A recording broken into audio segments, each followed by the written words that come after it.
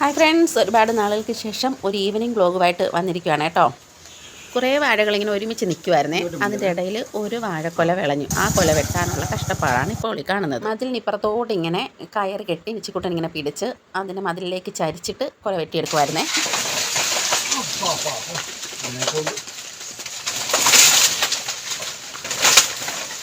ആ കിട്ടി കിട്ടി കിട്ടി.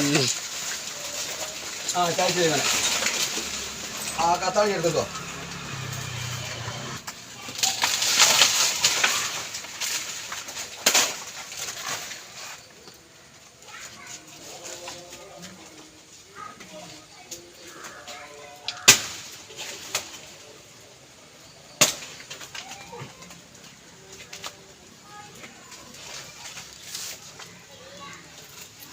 ഇതിനെ ഇത്രയും ശ്രദ്ധിച്ച് വെട്ടിയെടുത്തില്ലെങ്കിലേ അതിൻ്റെ അപ്പുറത്തും ഇപ്പുറത്ത് നിൽക്കുന്ന വാഴയും കുലച്ച് നിൽക്കുന്നതാണ്. ആ വാഴയ്ക്ക് കേട് വരാതിരിക്കാൻ വേണ്ടിയിട്ടാണ് ഇങ്ങനെ ശ്രദ്ധിച്ച് വെട്ടിയെടുത്തത്. ഇത് നമുക്ക് പഞ്ചായത്തിൽ നിന്ന് കിട്ടിയ പച്ചക്കറികളുടെ തൈകളായിരുന്നേ.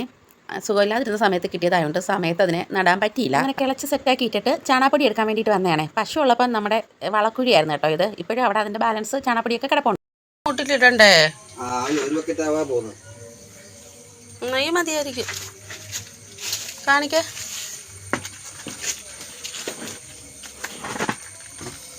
പശുവിനെ കൊടുത്ത് ബാക്കി കിടന്ന ചാണകപ്പൊടിയൊക്കെ നമ്മൾ കൊടുത്തെങ്കിലും നമ്മുടെ കൃഷിക്ക് ആവശ്യമുള്ള ചാണകപ്പൊടി അതിൽ ഇട്ടിട്ടായിരുന്നു കൊടുത്തത്. അങ്ങനെ അതിൻ്റെ ബാക്കി പാത്രമാണ് ഇപ്പം നമ്മൾ വാരിയെടുത്തുകൊണ്ട് വന്നത്. അതിനെ ഒന്ന് നശിപ്പിച്ച് കളയാതെ നട്ട് വയ്ക്കുന്നു, അത്രയേ ഉള്ളൂ. അല്ലാതെ അങ്ങ് വിശാലമായിട്ട് നടുന്നില്ല. കാരണം ആരോഗ്യം അങ്ങോട്ട് ശരിയായിട്ടില്ല. അതുകൊണ്ട് തോന്നിയ നേരം അങ്ങനെ ഇരുന്ന് നടാനും പറ്റത്തില്ല. എന്നാലും അതിനെ നശിപ്പിച്ച് കളയുന്നത് എങ്ങനെയാണ് എന്ന് വിചാരിച്ച് അങ്ങ് നടാനായിട്ട് ഇറങ്ങിയതാണ്. കൂടുതൽ ദൂരോട്ട് പോകണ്ട.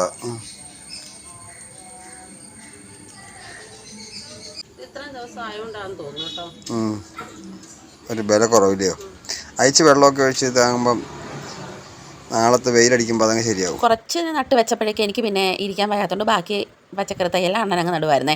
ജസ്റ്റ് കുറച്ച് സ്ഥലത്തൊന്ന് നട്ട് വെച്ചു, അത്രയേ ഉള്ളൂ. അതിനെ നശിപ്പിച്ച് കളയണ്ട എന്ന് വിചാരിച്ച്. അന്ന് നമ്മൾ ബാക്കി വന്ന ഇഞ്ചി കൊണ്ട് നട്ട് വെക്കുന്ന ഒരു വീഡിയോ ഞാൻ ചെയ്തിട്ടുണ്ടായിരുന്നല്ലേ. ആ ഇഞ്ചി കിളിച്ചതാണ് കേട്ടോ. അതിന് വേണ്ടി ഇത്തിരി മണ്ണും ചാണാപ്പൊടിയൊക്കെ ഇട്ട് കൊടുക്കുമായിരുന്നേ. 3 മൂട കിളിച്ചോളോ അണ്ണാ? അതിൻ്റെ അകത്തങ്ങോട്ട് ഒരു മൂട് കിളിച്ച് വരുന്നുണ്ടായിരുന്നു. ബാക്കിയുള്ളത് കിളിച്ച് വന്നോളൂ.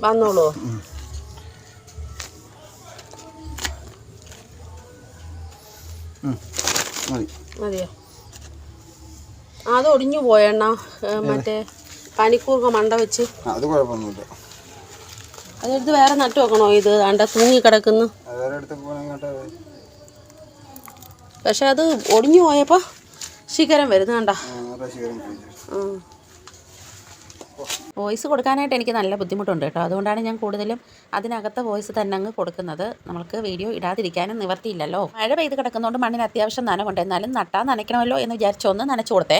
ഇത് നമ്മളൊരു ഷോർട്ട് വീഡിയോ ആയിട്ട് ചെയ്തിട്ടുണ്ടായിരുന്നേ. നമ്മൾ കൊല്ലത്ത് പോയപ്പോൾ ഞാവൽപ്പഴം വാങ്ങിയിട്ട് വന്നപ്പം അതിനകത്തുനിന്ന് ഒരു 4 വിത്ത് ഞാൻ ചുമ്മാ എടുത്തൊന്ന് കുഴിച്ച് വെച്ചതാണേ. കിളിക്കുമെന്നൊന്നും പ്രതീക്ഷിച്ചില്ല, പക്ഷേ കിളിച്ച് വന്നപ്പോൾ എനിക്ക് ഭയങ്കര സന്തോഷമായേ. ആ വീഡിയോയ്ക്ക് നമ്മുടെ ഇക്ക കമൻറ്റ് ഇട്ടിട്ടുണ്ടായിരുന്നേ, ഈ കുട്ടിക്ക് എണ്ണാനും അറിയില്ലേ, 4 ഒന്നുമല്ല ഒത്തിരി കിളിച്ച് നിൽപ്പുണ്ടെന്ന്. അതെ, എണ്ണാൻ അറിയാത്തതല്ല. അതിനകത്തേ ഒരു വിത്തിനകത്ത് തന്നെ 2-3 മുളയൊക്കെ വന്നിട്ടുണ്ടായിരുന്നു. അങ്ങനെ 3 വിത്താണ് കിളിച്ചത്, ഒരെണ്ണം കിളിച്ചില്ല കേട്ടോ.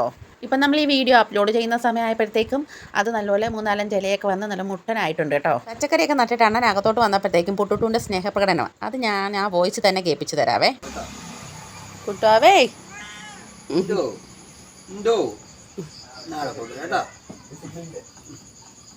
ഇനിയും തടവെന്നും പറഞ്ഞ് ഇന്ന് കൊടുക്കുമല്ലോ. ഇത് പുട്ടുവാവിക്ക് അമ്മ പൊട്ടിട്ട് കൊടുത്തേ. എല്ലാവരും ഒന്ന് കാച്ചു നോക്കേ. പുട്ടുവാവിക്ക് പൊട്ടിട്ട് കൊടുത്തേ അമ്മ. നോച്ചേ പുട്ടുവാവ എല്ലാവരെയും കാച്ചു നോക്കേ. അമ്മ പൊട്ടിട്ട് തന്നെ കണ്ടോ, എൻ്റെ മോന് പൊട്ടിട്ട്. പുട്ടുപാവയോട് സംസാരിക്കുമ്പോൾ അമ്മയ്ക്ക് വേറൊരു സ്ലാങ് ആണെന്ന് ഇവിടെ പിള്ളേരെന്നെ കളിയാക്കാറുണ്ട്. സ്നേഹം എന്ന് പറയുന്നതേ അത് ഇങ്ങോട്ട് കിട്ടിയാൽ തിരിച്ചു കൊടുക്കാനുള്ളതല്ലേ. മനുഷ്യരായാലും മൃഗങ്ങളായാലും ആരായാലും ഇങ്ങോട്ട് തന്നാൽ അതേ പാത്രത്തിൽ തന്നെ തിരിച്ചു കൊടുക്കണം. അതാണ് എൻ്റെ ഒരു രീതി. ഒരുപക്ഷെ മനുഷ്യരെക്കാട്ടിലും നമ്മളോട് സ്നേഹം ഈ മൃഗങ്ങൾക്ക് തന്നെയാണ് കേട്ടോ. പൂച്ചയെന്ന് കാണുമ്പോൾ അറപ്പ് കാണിക്കുന്ന കുറേ പേരെ ഞാൻ കണ്ടിട്ടുണ്ട്. പക്ഷേ അതും നമ്മളെപ്പോലൊരു ജീവിയല്ലേ. അതിനോട് എന്തിനാ അറപ്പ് കാണിക്കുന്നത്? നല്ല വൃത്തിയുള്ള ജീവിയാണ് അവത്തുങ്ങൾ. അവരെ അതിൻ്റേതായ രീതിയിൽ നോക്കിയാൽ അവരും നമ്മളെപ്പോലെ നമ്മുടെ രീതിക്ക് വളർന്നു വന്നോളും. അപ്പോൾ പുട്ടുവാവയുടെ കാര്യം അവിടെ നിൽക്കട്ടെ. ഇപ്പം ഈ നടന്നുകൊണ്ടിരിക്കുന്നതേ, എനിക്ക് സുഖമില്ലാതായതിനു ശേഷം, അതായത് ഈ ഒരു 1-1.5 മാസമായിട്ട് എന്തൊക്കെയോ ഇവിടെ വെക്കുന്നു കഴിക്കുന്നു എന്നല്ലാതെ എൻ്റെ നിശ്ചിക്കൂടെ ഇതുവരെയും അമ്മ എന്തെങ്കിലും ഉണ്ടാക്കി തായി അങ്ങനെ ഒന്നും പറഞ്ഞിട്ടില്ല. ചുരുക്കം പറഞ്ഞാൽ ഈ വെക്കേഷൻ എൻ്റെ മോൻ അങ്ങനെ സ്പെഷ്യലായിട്ടൊന്നും എന്നെക്കൊണ്ട് ഉണ്ടാക്കി കൊടുക്കാനും പറ്റിയില്ല. പതിവില്ലാതെ മോൻ അമ്മ ഇന്ന് ഇത്തിരി ഇലയപ്പം ഉണ്ടാക്കാവോ എന്ന് ചോദിച്ചപ്പം എന്തായാലും എൻ്റെ കുഞ്ഞൊരു ആഗ്രഹം പറഞ്ഞല്ലേ, അതങ്ങ് സാധിച്ചു കൊടുക്കാം എന്ന് വിചാരിച്ച് ഞാൻ പിന്നെ അവന് വേണ്ടിയിട്ട് മാത്രം 5-6 ഇലയപ്പം പെട്ടെന്ന് ഉണ്ടാക്കി എടുക്കുമായിരുന്നേ. എന്നെ മനസ്സിലാക്കുന്ന മക്കളായതുകൊണ്ട് അവനങ്ങനെ പരാതിയൊന്നും പറയാറില്ല. കാരണം അവനറിയാം അമ്മയ്ക്കാവുമെങ്കിൽ അമ്മ എന്തെങ്കിലുമൊക്കെ സ്പെഷ്യലായിട്ട് ഉണ്ടാക്കി കൊടുക്കുന്നതാണ്, വയ്യാത്തത് കൊണ്ടാണെന്ന്. ഒന്നും സ്പെഷ്യലായിട്ട് ഉണ്ടാക്കി കൊടുക്കാൻ പറ്റിയില്ല എന്ന് മാത്രമല്ല, അവരാണ് കേട്ടോ ഈ പ്രാവശ്യം മൊത്തം എന്നെ ഹെൽപ്പ് ചെയ്തത്. ഒരു വിധത്തിൽ പറഞ്ഞാൽ എൻ്റെ ഏറ്റവും വലിയ ഭാഗ്യമാണ് കേട്ടോ എൻ്റെ അണ്ണനും മക്കളും. അവരിങ്ങനെ എൻ്റെ കൂടെ സപ്പോർട്ട് ചെയ്ത് നിൽക്കുന്നത് കൊണ്ട് മാത്രമാണ് എനിക്കിങ്ങനെ മുന്നോട്ട് പോകാൻ കഴിയുന്നതും എൻ്റെ കാര്യങ്ങളെല്ലാം ഇങ്ങനെ ഫ്ലോയിൽ പോയിക്കൊണ്ടിരിക്കുന്നതും. ചാനലിൻ്റെ കാര്യത്തിനായാലും ഷോപ്പിൻ്റെ കാര്യത്തിനായാലും വീട്ടിലെ കാര്യത്തിനായാലും ഏതിനായാലും അവരുടെ ഒരു നല്ല സപ്പോർട്ട് എനിക്കുണ്ട് കേട്ടോ. ആ സപ്പോർട്ട് ഉണ്ടായതുകൊണ്ട് മാത്രമാണ് എനിക്കിങ്ങനെ മുന്നോട്ട് പോകാനും കഴിയുന്നത്. അങ്ങനെ തന്നെ ഇലയപ്പം റെഡിയായി. നമ്മളിവിടെ വത്സനെന്നും പറയുവേ ഇലയപ്പത്തിന്. നിങ്ങളുടെയൊക്കെ നാട്ടിൽ ഇലയപ്പത്തിന് എന്ത് പേരാ പറയുന്നതെന്ന് കൂടി കമൻറ്റ് ചെയ്യണേ. ഇന്നത്തെ ഈ കുഞ്ഞു വീഡിയോ ഇഷ്ടപ്പെട്ടാൽ ലൈക്കും കമൻറ്റും ചെയ്യാൻ മറക്കരുതേ.